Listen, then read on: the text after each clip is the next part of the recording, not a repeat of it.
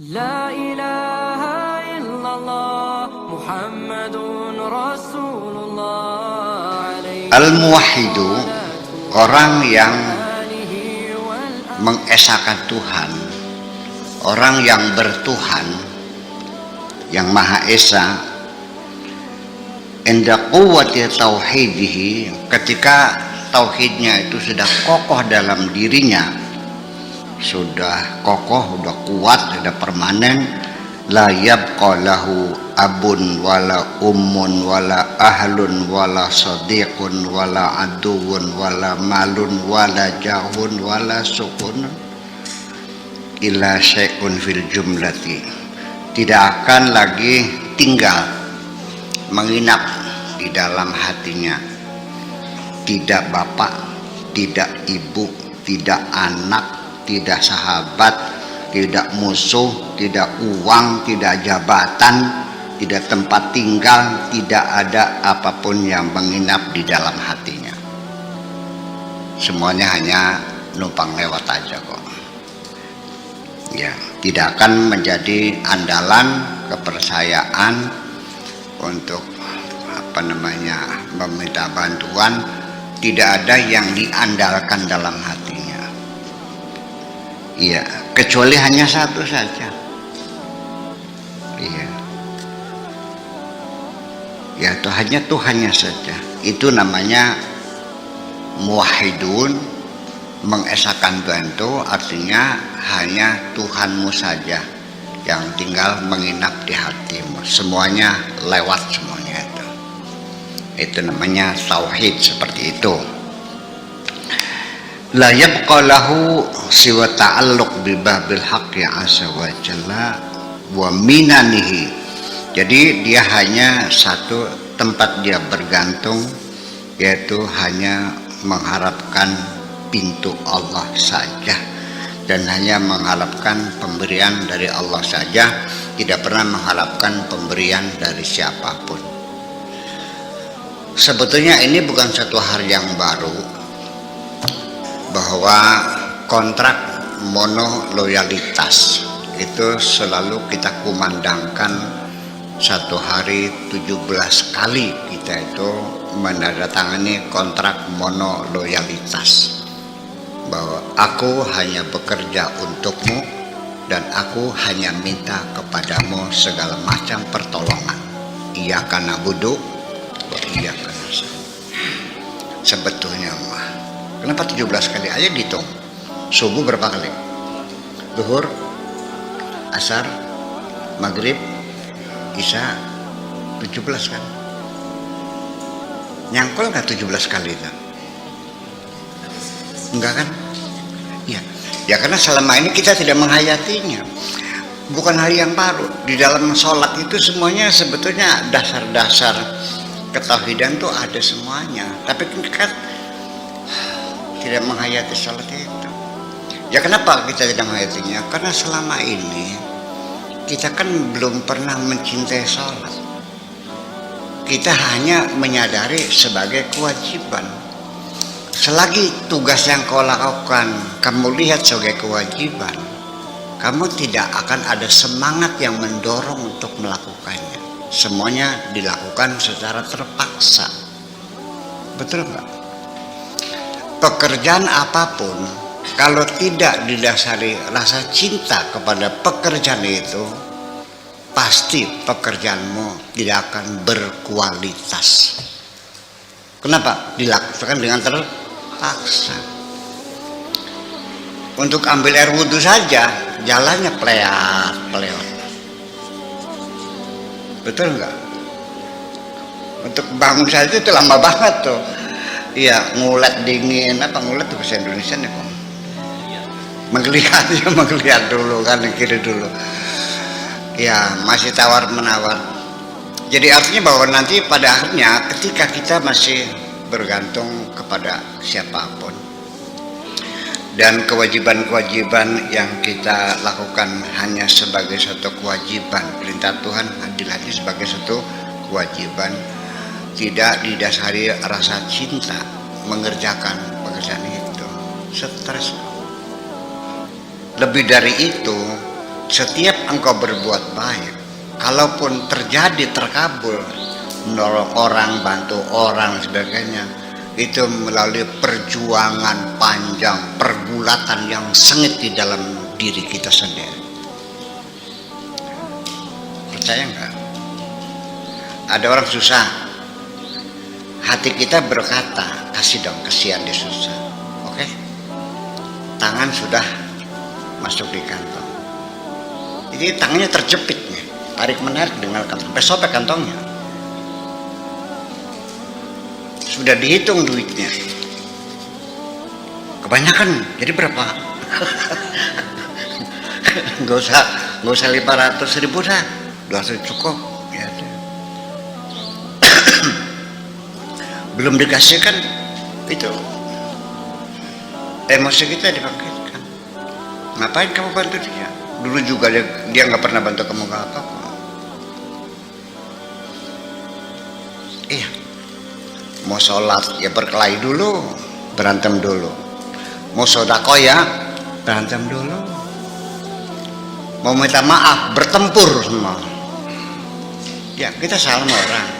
Etikanya kalau minta maaf dong, kalau salah jujur. Oh iya Pak, saya salah. Berat. Ngapain kamu? Di mana harga dirimu? Anda pernah menghayati nggak pertempuran setiap hari dalam dirimu itu? Merasakan nggak? Gitu. Tetapi kalau dasarnya kamu cinta, itu semuanya hilang. Malah kamu terdorong. Malah kamu kerjakannya, kamu merasakan satu kenikmatan, kenyamanan, enak sholatnya. Iya, yang kita rasakan apa? Seperti selesai relaksasi, kita segar lagi. Ya, yang sering kita sudah capek seharian kerja, begitu air wudhu, ada kesegaran muncul dalam diri kita, seger gitu. Ya, apalagi Allahu Akbar menghadap kita, konsentrasi. Kita lupakan semua tugas-tugas harian, beban hilangkan. Enggak lama kok, 5 menit hanya. Relaksasi itu kan antara 5 menit sampai 10 menit kok. Yaitu kita melepaskan semua saraf kita yang tegang itu supaya rilis semuanya. Makanya kan relaksasi tubuh dan pikiran itu adalah teorinya kita mencari posisi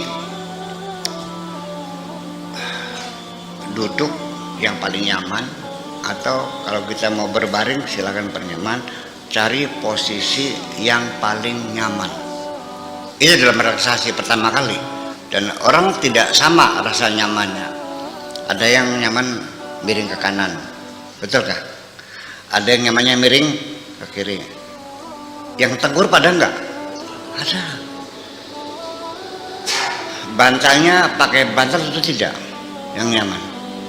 Bantalnya 2, 3, 4 atau setengah gini, tergantung. Pokoknya cari yang nyaman, kemudian lepaskan saraf kamu sekendor-kendornya, ya, pejamkan matamu, perintahkan kepada kaki untuk tidak bergerak sedikit pun, tangan pun jangan bergerak sedikit pun, pejamkan matamu, kosongkan pikiranmu, jangan mikir apapun, tarik napas yang dalam, tahan sebentar, lalu lepaskan perlahan-lahan.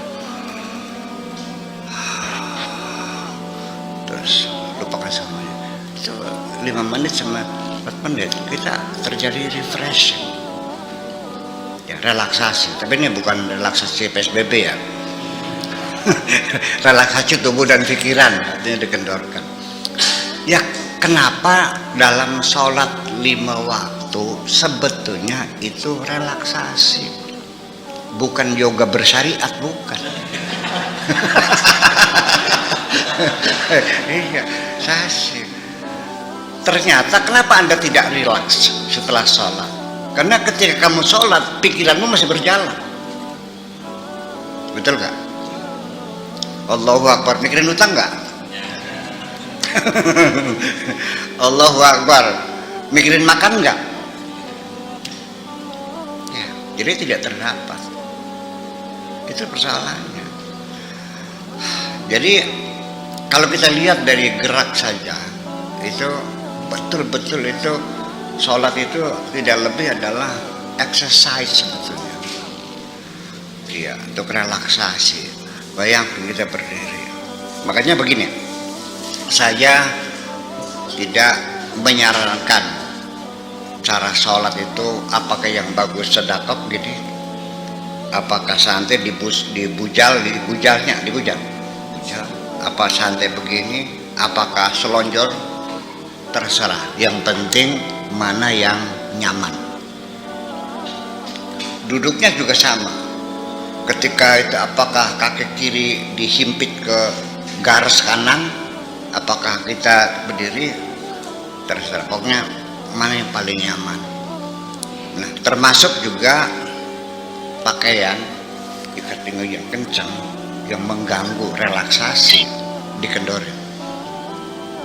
Ya, andai kan Anda pulang dari kantor perut lapar, sholat dulu atau makan dulu? Supaya sholatnya khusyuk. Atau sholat dulu biar makannya khusyuk?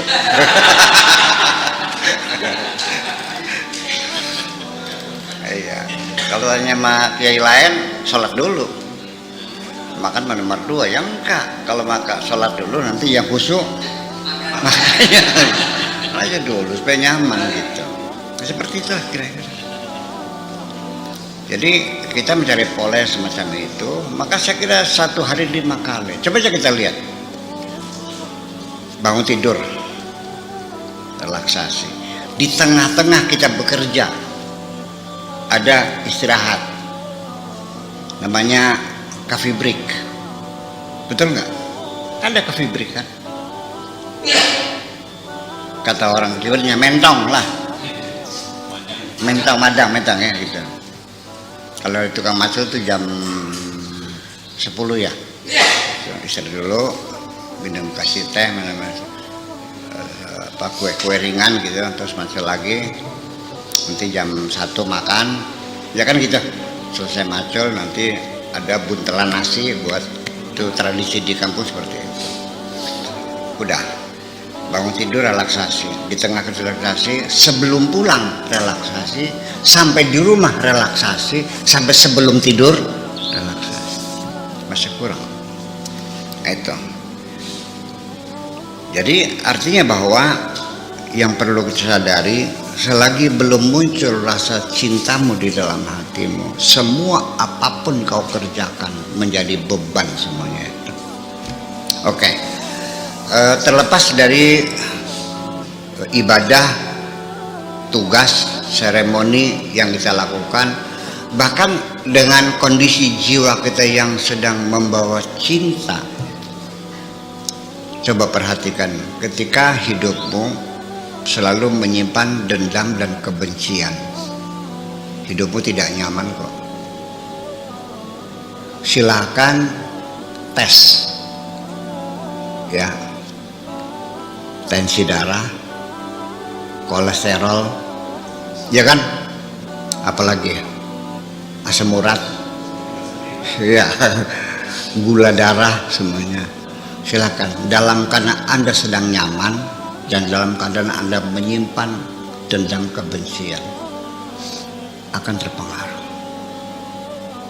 Ya, tes darahnya dibuka, semua komposisinya berubah semuanya, terpengaruh oleh kondisi psikologis itu dan tidak nyaman semacam itu. Tetapi ketika Anda sedang jatuh cinta, kita belum pada Allah, kepada seorang perempuan saja, temanmu kuliah atau ketemu pacar yang baru, begitu Anda di hatinya ada rasa cinta, ada yang kau cintai,